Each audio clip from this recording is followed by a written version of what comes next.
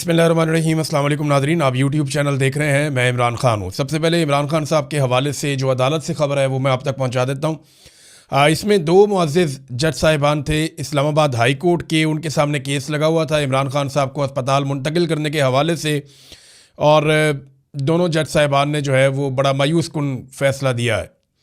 यानी जो सोच कर गई थी इमरान खान साहब की फ़ैमिली या उनके वकला, वैसा नहीं हुआ, बल्कि उसका उलट हो गया है।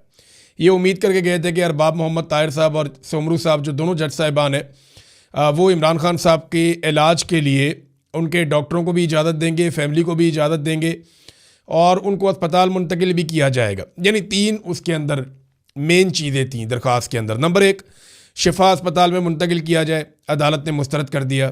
नंबर दो, ज़ाती मुआलजीन तक इमरान खान साहब को रसाई दी जाए, यानी उनके ज़ाती मुआलजीन उनके इलाज के अमल में शामिल हों, अदालत ने मुस्तरद कर दिया।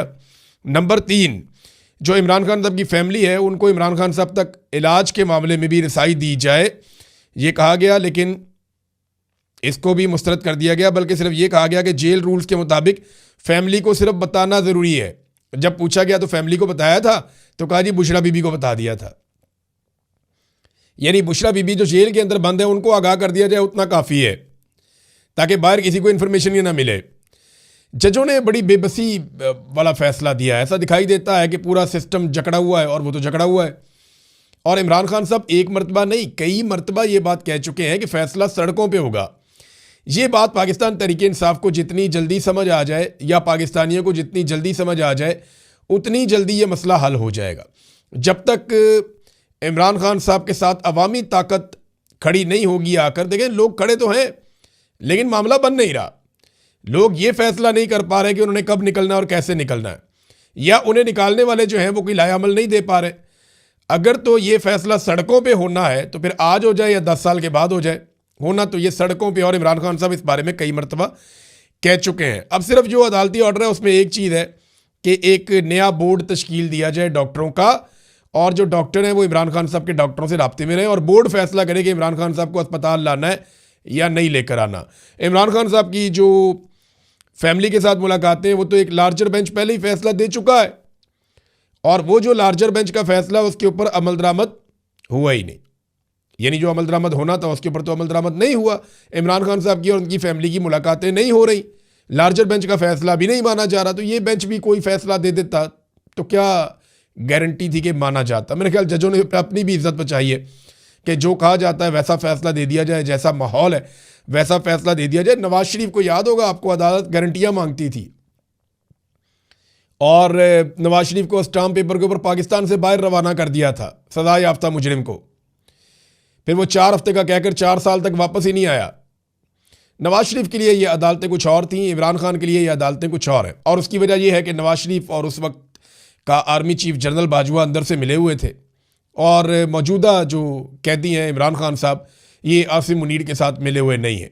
यानी आसिम मुनीर से कोई हाथ मिलाने के मूड में नहीं है। इस तरह की खबरें दी जाती हैं। नजम सेठी ने कहा कि 4 जर्नैल हैं रिटायर, वो कोई जाते हैं इमरान खान साहब से मिलने के लिए, दावा किया गया, और वो इमरान खान साहब को मनाने की कोशिश कर रहे हैं। खुद से तो जा नहीं सकते, लाजमी बात है कि भेजने वाले ही भेजते हैं।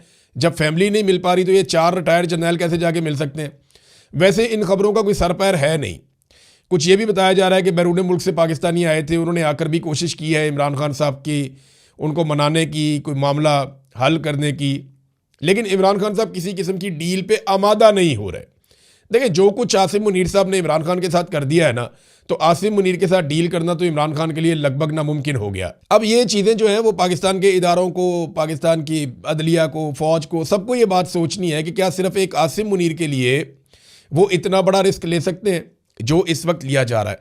यहाँ पे एक एग्जाम्पल भी पेश की इमरान खान साहब के वकील ने, और उन्होंने कहा कि कत्ल में मुलव्वस मुजरिम को उसकी आंख के इलाज के लिए गुज़िश्ता रोज़ ही चीफ जस्टिस ने रिहा किया है।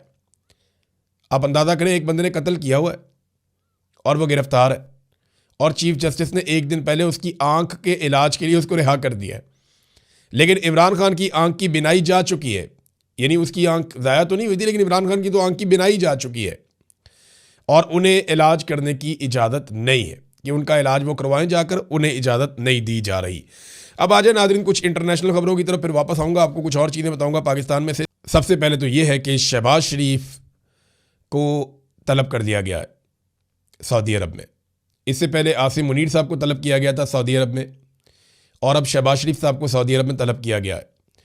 फील्ड मार्शल आसिम मुनीर के बारे में मैं आपको एक फैक्ट बता दूं कि गुज़िश्ता चंद दौरों में, यानी 3-4 मरतबा ये हो चुका है कि field marshal Asim Munir Saudi Arab गए और मोहम्मद बिन सलमान ने उनसे मुलाकात नहीं की।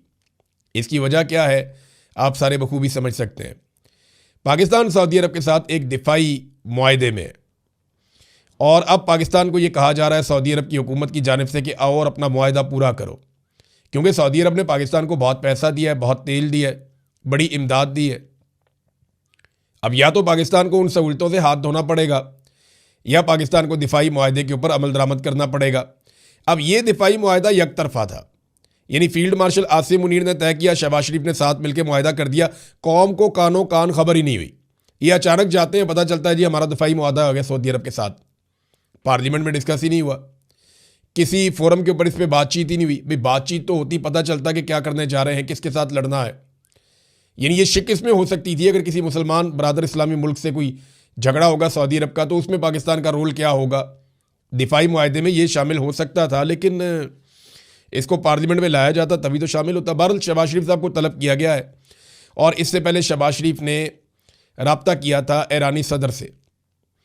उसमें ईरानी सदर की जानिब से बताया गया कि शहबाज शरीफ का रब्ता हुआ था, पुतिन का भी रब्ता हुआ था, लेकिन पाकिस्तान की जानिब से बिल्कुल कुछ नहीं बताया गया कि पाकिस्तानी वज़ीर आज़म ने ईरानी सदर को क्या पैगाम पहुंचाया।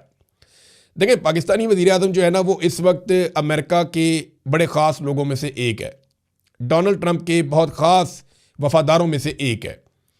डोनाल्ड ट्रंप के खसूसी नुमाइंदे स्टीव विटकॉफ ने 2 मरतबा ये कोशिश की है मुख्तलिफ खबरों के मुताबिक कि मुज़ाकरात किए जाएँ किसी तरह से। अब ये द गार्डियन ने इसके ऊपर एक ख़बर भी लिखी है, और द गार्डियन का दावा है कि मरूफ बरतानवी ये अखबार है, आप जानते हैं सारे, उसकी खबर के मुताबिक ईरान ने अमरीकी सदर डोनाल्ड ट्रंप के खसूसी एलची स्टीव विटकॉफ की तरफ से भेजे गए जंगबंदी के 2 पैगामात को मुस्तरद कर दिया है। देखिए, अमेरिका जंगबंदी चाहता है, शहबाज शरीफ को भी इसके लिए इस्तेमाल किया गया। शहबाज शरीफ ने ईरान से रब्ता किया कि जी जंगबंदी कर दें, मेहरबानी करें, आप अमेरिका की तरफ से भी है और सऊदी अरब की तरफ से भी है, तो आप जंगबंदी करें। लेकिन ईरान ने इनकार कर दिया और अपनी शराइत रख दी है। अब स्टीव विटकॉफ की तरफ से भेजे गए जंगबंदी के 2 पैगामात को ईरान ने मुस्तरद किया, क्योंकि ईरानी की आदत को लगता है कि वो जंग हार नहीं रहे। ईरान के वज़ीर ख़ारजा ने कहा कि सिर्फ अमेरिका की तरफ से जंग ख़त्म करने का ऐलान काफ़ी नहीं होगा। ईरान का मौक़िफ़ है कि जंगबंदी तभी मुमकिन होगी जब अमेरिका ये पक्की ज़मानत देगा कि वो दोबारा ईरान पर हमला नहीं करेगा। अब ईरानी पार्लियामेंट के स्पीकर ने भी स्टेटमेंट दिया कि ईरान जंगबंदी नहीं करना चाहता और दुश्मन के हर हमले का फ़ौरन जवाब दिया जाएगा। फिर एक और स्टेटमेंट भी आया ईरान से कि अब ईरान अपनी मर्जी से अटैक करेगा, ईरान पे अटैक किया जाए या ना किया जाए। हुज्जत तमाम हो चुकी है, अमेरिका और इसराइल ने वादा खिलाफी करते हुए हमला कर दिया है, लिहाजा ईरान अब अपनी मर्जी से हमले करेगा। अब आबना हरमुज़ के ऊपर भी उनका कंट्रोल है मुकम्मल तौर पे। शहबाज शरीफ ने कोशिश की, विटकॉफ ने कोशिश की, कुछ और लोगों ने कोशिश की, लेकिन ईरान जंगबंदी कर नहीं रहा, क्योंकि 3 शराइत रख दी हैं ईरानी हुकूमत ने। ईरान के सदर ने जो 3 शराइत रखी, उनमें जो पहली बड़ी शर्त है वो ये है कि ईरान के हकूक़ को तस्लीम किया जाए, यानी उसे तजारत की इजाज़त दी जाए। ईरान के ऊपर जो पाबंदियाँ लगाई जाती हैं गलत किस्म की, वो पाबंदियाँ ख़त्म की जाएँ और ईरान को भी वही मुकाम दिया जाए जो बाकी मुल्कों को दिया जाता है। नंबर 2, उन्होंने कहा जी मुआवजा अदा किया जाए, जो हमारा नुकसान किया जा रहा है उसका मुआवजा अदा करें, आगे चल के बताता हूँ नुकसान क्या हुआ। नंबर 3, वो ये कहते हैं कि हमें आलमी गारंटियाँ दी जाएँ कि आइंदा हमारे ऊपर किसी किस्म का कोई अटैक नहीं किया जाएगा। अब ये 3 चीज़ें बड़ी इंपॉर्टेंट हैं। तो शहबाज शरीफ साहब को सऊदी अरब ने बुलाया, 2 चीज़ें हो सकती हैं, एक तो ये है कि ईरान को लड़ाई से रोका जाए, हमलों से रोका जाए, और दूसरा सऊदी अरब ये डिमांड करेगा कि पाकिस्तान की फ़ौज अब आबनाए हरमुज़ को खुलवाए और पाकिस्तान की फ़ौज सऊदी अरब के जो टैंकर्स हैं उनको तहफ़्फ़ुज़ फ़राहम करे कि वो आबनाए हरमुज़ में से गुजरें। और ये भी मुतालबा हो सकता है कि सऊदी सरजमीन की हिफाजत के लिए पाकिस्तानी फ़ौज पहुंच जाए और वो ईरान के साथ एक लड़ाई में उतरे। अब क्या पाकिस्तान ईरान के साथ एक जंग में जाने वाला है? ये वो बड़ा सवाल है जो हर पाकिस्तानी जानना चाहता है। इसका जवाब, पाकिस्तानी ज़ाती तौर पे किसी जंग में जाने के लिए तैयार नहीं है। पाकिस्तान बिल्कुल नहीं चाहता कि पाकिस्तान ईरान के साथ किसी जंग के अंदर जाए। ये बात बिल्कुल ठीक है और मैं पूरे यकीन से कहता हूँ कि पाकिस्तान ईरान के साथ किसी जंग में जाना नहीं चाहता। पाकिस्तान यही चाहता है कि लड़ाई यही ख़त्म हो जाए और पाकिस्तान की इज्जत बच जाए। लेकिन अगर ये मामला लंबा होता है तो पाकिस्तान को सऊदी अरब की बात माननी पड़ेगी, ये भी एक मुसीबत है। और अगर सऊदी अरब की बात नहीं मानता तो वो फैसिलिटी जो सऊदी अरब ने पाकिस्तान को दी हुई है, पाकिस्तान को उससे हाथ धोने पड़ जाएंगे। पहले ही पाकिस्तान की हुकूमत ने एक बौंगी मार दी है कि सऊदी अरब जब बहुत मुश्किल में है, बड़ी तकलीफ में है, और उसने पाकिस्तान को पुकारा तो पाकिस्तानियों ने साथ ही $10 अरब मांग लिया कि जनाब $5 अरब तो आप हमारे कौमी ख़जाने के अंदर रख दें, वहाँ पे डिपॉजिट कर दें, और $5 अरब का आप हमें तेल दे दें। अब पाकिस्तान ने जब इस किस्म की डिमांड की तो ये बड़ा अजीब लगता है कि जब कोई मुश्किल में हो तो आप उसकी मुश्किल से फ़ायदा उठाएं। और ये देखें, सऊदी अरब के पाकिस्तान के ताल्लुकात किसी और नौइयत के हैं। रियासतें अपने मफादात देखती हैं, ये बात ठीक है, लेकिन सऊदीज़ इस बात को भूलेंगे नहीं, वो इसको याद रखेंगे। ये बात हम सबको अपने जहन में रखनी चाहिए। नाज़रीन, अक़वाम मुत्तहिदा में जो करारदाद पेश की गई उसमें यह तो कहा गया कि ईरान ने खलीजी ममालिक के मुख्तलिफ एरियाज़ पे अटैक किया, अमेरिकन अड्डों पे और बाकी जगहों पे, तो इसकी हम मजम्मत करते हैं। लेकिन वहाँ ऐसी कोई करारदाद पेश नहीं की गई जिसमें सुप्रीम लीडर का कत्ल पे बात हो, या जिसमें अमेरिका और इसराइल के हमले की मजम्मत हो, या जिसमें 170 बच्चों की शहादत की मजम्मत की गई हो, या जो हज़ारों ज़ख्मी हो रहे हैं ईरान के अंदर उसकी मजम्मत की गई हो। 1500 के करीब जो है वो शहादतें हो चुकी हैं, उसके ऊपर कोई मजम्मत नहीं आई। 1100 से ज़ायद बच्चे ज़ख्मी और शहीद हुए हैं ईरान के अंदर, तो इनके ऊपर कोई मजम्मत नहीं आई। और 10 दिन में सिर्फ तेहरान के मेयर ने यह बताया कि 10 दिन में 9000 मुकामात को निशाना बनाया गया। इतनी बमबारी ईरान के अंदर हुई है, इस पर कोई करारदाद पेश नहीं की गई। तो जब ये चीज़ें नहीं की जा रही तो ये दोगलापन नज़र आता है। यानी एक तरफा तो आप नहीं चल सकते ना, आपको तो सारी चीज़ें देखनी होती हैं। आबना हुर्मत पे ईरान ने कंट्रोल किया हुआ है, वहाँ पे अभी तक की इतला के मुताबिक 13 जहाज़ों को आग लग चुकी है। 13 ऐसे जहाज़ जिन्होंने यहाँ से गुजरने की कोशिश की वो निशाना बनाए जा चुके हैं। नाज़रीन, मगरबी ममालिक इस मरतबा अमेरिका का वैसे साथ नहीं दे रहे। देखें, जो ये सोच है ना अरब ममालिक में कि अगर हम लड़ाई के अंदर उतरे तो अमेरिका और इसराइल पीछे हट जाएंगे और उसके बाद हमें ईरान के साथ एक लंबी लड़ाई के लिए छोड़ देंगे और फिर हम हथियार ही खरीदते रहेंगे, वो महंगे हथियार हमें बेचे जाएंगे। कभी हमें हथियार बेचेगा अमेरिका, कभी बेचेगा कोई और मुल्क, कभी कोई मगरबी मुल्क, तो ये तो पैसा बनाएंगे हमसे और हम एक ऐसी लड़ाई में चले जाएंगे जो हमें तबाह करेगी। देखिए ना, ईरान और इसराइल ये दो मुल्क हैं इस रीजन में जिन्होंने अपने आप को ऐसे तैयार किया है कि किसी भी जंग की सूरत में अपने आप को बचा सके। इन्होंने जो तरक्की की है वो दिफाई नुक्ता नज़र से की है, ईरान ने और इसराइल ने। वो बंकर्स उन्होंने बनाए, इन्होंने ज़ेर ज़मीन सुरंगें बनाई हैं, उन्होंने अपने हथियार बनाए, इन्होंने अपने मिसाइल बनाए, उन्होंने अपने आप को ट्रेंड और अपने आप को डेवलप ऐसे किया है। ये जो खलीजी ममालिक है ना, इन्होंने दिफाई नुक्ता नज़र से अपने आप को डेवलप ही नहीं किया। इन्होंने अंधाधुंध तामीरात की हैं, बड़ी शानदार बिल्डिंग्स बनाई हैं, बड़ी ज़बरदस्त सड़कें बनाई हैं, बड़ा शानदार किस्म का सिस्टम डेवलप किया है जदीद तरीन, लेकिन दिफाई नुक्ता नज़र से नहीं किया। तो ये बहुत वुल्नरेबल है। मिसाल के तौर पे दो लोगों की लड़ाई हो जाए, एक का घर ईंटों से बना हुआ है और दूसरे का शीशे से बना हुआ है, और दोनों के हाथों में मारने के लिए पत्थर हो, तो नुकसान जो है वो शीशे का, कीमती घर जिसका होगा उसका होगा। तो अरब ममालिक ने अपने आप को दिफाई नुक्ता नज़र से डेवलप नहीं किया, इसराइल ने और ईरान ने किया है, तो उनका नुकसान उतना नहीं होगा जितना अरब ममालिक का हो जाएगा। वो इस बात को समझते हैं और उनकी पूरी कोशिश है कि किसी तरह ईरान पे दबाव डाल के जंग बंद करवाई जा सके। अब ओमान का स्टेटमेंट है नाज़रीन, क्योंकि ओमान में एक बहुत बड़े ऑयल स्टोरेज के ऊपर अटैक हुआ था सलाला में, और बहुत आग वहाँ भड़की हुई है, और इस वक्त बहुत इंपॉर्टेंट था क्योंकि ईरान ने यह कहा कि ओमान के अंदर जो अटैक हुआ वो हमने नहीं किया। अब ओमान के स्टेटमेंट का इंतजार किया जा रहा था। ओमानी वज़ीर ख़ारजा ने जो बयान दिया है वो बड़ा शानदार। उन्होंने कहा जी ये जो जंग लगी है ना, इसका मकसद ईरान को कमज़ोर करना और ख़ित्ते की नई तश्कील करना है। यानी वो जो कहते हैं कि एक्सपेंशन करना चाह रहा है इसराइल, ग्रेटर इसराइल के मामला हैं वो उस तरफ इशारा कर रहे हैं कि जनाब ये तो ख़ित्ते की नई तश्कील करने जा रहे हैं और ईरान को कमज़ोर करना चाहते हैं। फ़लस्तीनी रियासत के क़याम को रोकना इस हमले का मकसद है, ये भी उन्होंने कहा। और फिर ओमान ने बड़ा क्लियरली एक स्टेटमेंट दिया कि ओमान बोर्ड ऑफ पीस का हिस्सा नहीं बनेगा। यानी जो ट्रंप ने बोर्ड ऑफ पीस बनाया, ओमान उसका हिस्सा नहीं रहेगा, ये उन्होंने कहा। और इसराइल से ताल्लुकात कभी कायम नहीं करेंगे, उनके साथ हालात हमारे नॉर्मलाइज नहीं होंगे। अब ये जो स्टेटमेंट है ये बड़ा क्लियर है ओमान की जानिब से, और ऐसा लगता है कि अरबों को ईरानियों से लड़ाने की जो कोशिश है वो उतनी कामयाब नहीं हुई अमेरिका की जानिब से जितने दावे शुरू में किए जा रहे थे या जिस किस्म की उम्मीद लगाई जा रही थी। नादरीन, खलीजी ममालिक में जो आलमी मालियाती इदारे हैं वो शदीद ख़तरे में पड़ गए हैं। बहुत सारे लोग अपना पैसा निकाल के खलीजी ममालिक से जाना चाहते हैं और कई लोग कह रहे हैं जी वो वापस नहीं आएंगे, ये ममालिक महफूज नहीं है। और अरब ममालिक जो हैं वो ये सोच रहे हैं कि हमने तो अमेरिका पे इन्हिसार किया था, अरबों डॉलर खर्च किए थे कि ये हमारी हिफाजत करेंगे, और जब वक्त आया तो ये निकल गए हमें अकेला छोड़ के, और इन्होंने हमसे ज़्यादा इसराइल की हिफाजत के लिए कोशिश की, बल्कि हमारे हथियार यहाँ से उठाकर इसराइल ले गए उनको बचाने के लिए, और अभी जनूबी कोरिया से भी हथियार उठाकर ला रहे हैं कि किसी तरह भी इसराइल की मदद की जाए।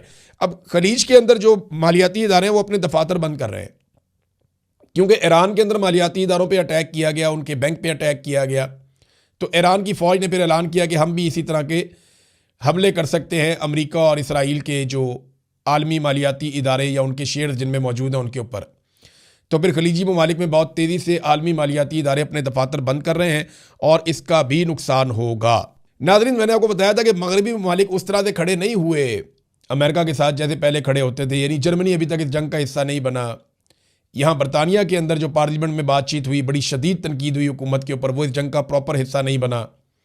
इसी तरह से फ्रांस ने मुखालफत की है, स्पेन ने मुखालफत की है, स्कैंडिनेवियन कंट्रीज़ ने मुखालफत की है, और अब कनाडा के वज़ीर-ए-आज़म ने भी ये स्टेटमेंट दे दिया है कि ईरान जंग में हम कभी हिस्सा नहीं लेंगे। बड़ा कैटेगोरिकली उन्होंने कह दिया। तो डोनाल्ड ट्रंप पहली मरतबा अपने रवायती और पुराने इत्तेहादियों से काफ़ी दूर दिखाई दे रहे हैं, और अमेरिका के लिए ये बड़ी अलार्मिंग सिचुएशन है। नाज़रीन, अब पाकिस्तान के अंदर से 2-3 खबरें हैं, मैं जल्दी से आपके सामने रख देता हूँ। नंबर 1 तो ये है कि बार्सिलोना स्पेन के अंदर एक पाकिस्तानी रहते थे, ये सोराब बाइक्स वाले हैं गालिबन, ये नुमान कैसर साहब, ये इनको स्पेन से वापस पाकिस्तान आए थे ये अपने मुकदमात का सामना करने के लिए, और रेड वारंट की वजह से आए थे, क्योंकि रेड वारंट हो गए थे और इंटरपोल के मामला थे, तो ये वापस पाकिस्तान आए। इन्होंने अदालतों के सामने सरेंडर किया, और उसके बाद जेल से निकलते हुए इन्हें वहाँ से अगवा कर लिया गया और इनको उठा कर ले गई पुलिस, और फिर जैसे CCD करती है इन्हें भी जाली पुलिस मुकाबले के अंदर पार कर दिया गया, इन्हें मार दिया गया।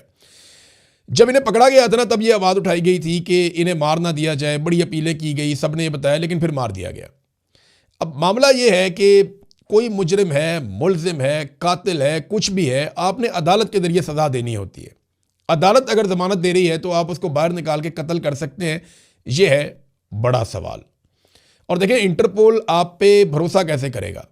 अब अगर आप इंटरपोल को कहेंगे रेड वारंट के ज़रिए किसी पाकिस्तानी को हवाले करें, तो वो पाकिस्तानी ये मिसालें पेश नहीं करेगा, जनाब ये बंदा भी गया था, ये बंदा भी गया था, ये बंदा भी गया था, उन्होंने वहाँ कत्ल कर दिया, लिहाजा आप मुझे वापस ना भेजें, वहाँ पे तो उनको असाइलम मिलना शुरू हो जाएंगे। तो ये बड़ी अजीबोगरीब हरकत शुरू कर दी है पंजाब हुकूमत ने, और इसका नुकसान पाकिस्तान को होगा। नाज़रीन, लाहौर में एक और 2.5 साल का बच्चा गटर में गिर गया। अब टिकटॉकर किधर है बताए ना, वो तो बड़ी लंबी प्रेस कॉन्फ्रेंस, जनाब एयरपोर्ट के ऊपर मीटिंग, तो ब्यूरोक्रेसी की बेइज्जती, तो जनाब आ जाओ जी, सारा मीडिया इसको चला रहा था, ज़मीन आसमान के कलाबे मिलाए जा रहे थे कि दुनिया की सबसे अच्छी एडमिनिस्ट्रेटर। वो एक और बच्चा लाहौर में गटर में गिर के जाँ बहक हो गया, 2.5 साल का बच्चा था। अब किधर है? बोले ना, बात करें, सामने आए। नहीं, इनको सिर्फ सस्ता सौदा और चूरन बेचना होता है कौम के सामने, इन्हें अवाम से कोई लगाव नहीं है। गल्फ स्ट्रीम का जो इन्होंने जहाज़ लिया 11 अरब रुपए का, महंगा तरीन अयाशी वाला जहाज़, वो जहाज़ यूरोप में फिर रहा है, कभी वियना जाता है, कभी किसी और मुल्क में जाता है, कभी किसी और मुल्क में जाता है, वो अलग अलग डेस्टिनेशंस पे जा रहा है। पंजाब हुकूमत से पूछो, वो कहते हैं जी मरियम नवाज तो लाहौर में। अब मरियम नवाज लाहौर में है तो जहाज़ के झूले कौन ले रहा है? जहाज़ लेकर कौन निकल गया यूरोप? को फैमिली मेंबर है, कोई जानने वाला है, कोई वाकफ है, कोई सियासतदान है, कोई फौजी है, कोई ब्यूरोक्रेट है, कौन निकल गया जहाज़ लेकर यूरोप के टूर पे, और वो वहाँ पे मुख्तलिफ मुल्कों में जहाज़ लेकर फिर रहा है? कौन इतना अय्याश और कौन इतना बड़ा आदमी है जिसके लिए कौम के पैसों से खरीदा हुआ 11 अरब का जहाज़, महंगा जहाज़ जिसके अंदर गोरे पायलट्स हैं, वो लेकर उसको लगा फिरता है यूरोप के अंदर, और कोई जवाब नहीं अब तक। अब तक इतने अपना ख्याल रखिएगा, अपने चैनल का भी। अल्लाह हाफ़िज़।